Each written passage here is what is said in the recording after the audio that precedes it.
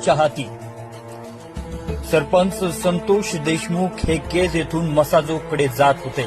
पांढऱ्या कारमधून ते पुढे जात असतानाच केज शहरापासून काही अंतरावर त्यांच्या कारचा पाठलाग एक काळ्या रंगाची स्कॉर्पिओ करत असल्याचं सीसीटीव्ही कॅमेऱ्यात कैद झालंय। यानंतर काही अंतरावर जाताच सरपंचाची गाडी पाठीमागे राहिली असावी असा अंदाज आहे। यानंतर मारेकरी बिथरले।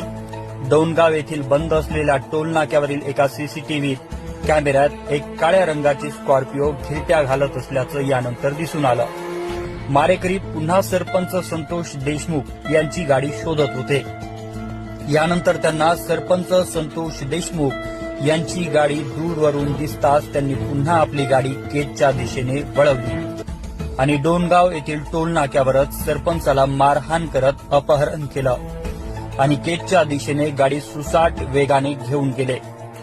हीच गाडी पुन्हा पहिल्या सीसीटीव्ही कॅमेऱ्यात केजच्या दिशेने अतिशय वेगाने जाताना दिसून आली आणि याच गाडीत सरपंच संतोष देशमुख यांना रॉड, लाकडी दांडके, फायटरने मारहाण करण्यात आली आणि लायटरने डोळे जाळण्यात आले आणि अमानुष